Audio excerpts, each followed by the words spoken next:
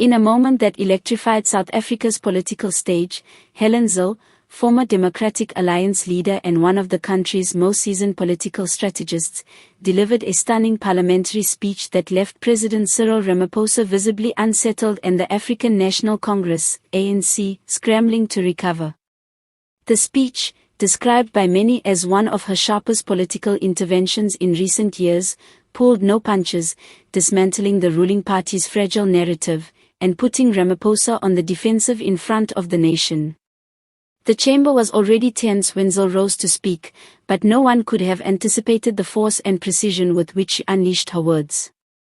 With unwavering composure, Zille outlined a blistering critique of the ANC's governance, accusing the party of having squandered decades of opportunity, mismanaged the economy, and betrayed the trust of ordinary South Africans.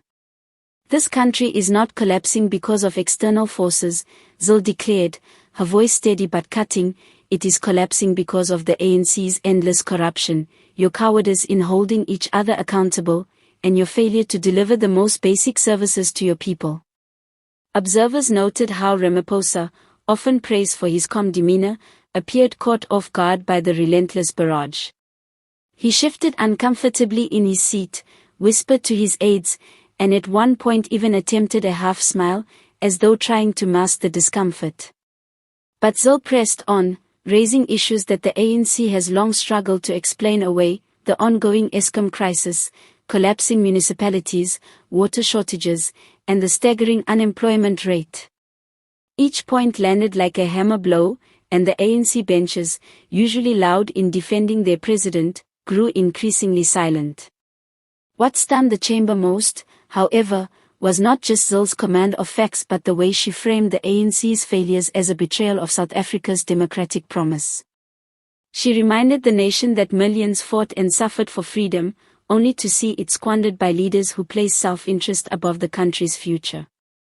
"You, Mr. President, promised a new dawn," she said, locking eyes with Ramaphosa.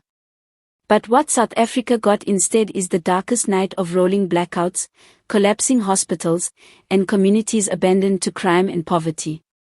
The ANC has shattered the dream of 1994. The speech set social media ablaze within minutes. Hashtags such as #Zille speech and #ANC shattered began trending, with many South Africans praising her for saying what others have been too afraid to confront openly. Political analysts across television panels agreed that Zille had not only humiliated Ramaphosa publicly but also exposed deep fractures within the ANC's already vulnerable image ahead of the looming elections.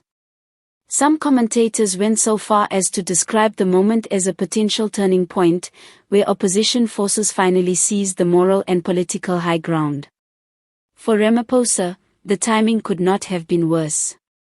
With his administration already battling allegations of internal corruption, factional wars within the ANC, and growing disillusionment among voters, Zille's words hit harder than usual. Several ANC MPs were reportedly furious after the session, with whispers of how unprepared Ramaphosa appeared in responding to Zille's fierce accusations. Instead of rebutting her directly, the president attempted to deflect by citing ongoing reforms and efforts to stabilize governance. But by then, the damage had already been done. The contrast between Zille's sharp delivery and Ramaphosa's evasive defense was glaring. In the days following the speech, opposition parties capitalized on the fallout, echoing Zille's points and amplifying the idea that the ANC has become a liability to South Africa's future. Civil society groups, unions, and ordinary citizens flooded online platforms with commentary, some even calling the speech the wake-up call of the decade. Whether one agrees with her politics or not, the consensus is clear that Zille managed to reignite debate about accountability, competence, and leadership in South Africa in a way that shook the ANC to its core. For Ramaphosa and his party, the aftershocks are likely to be felt for weeks, if not months.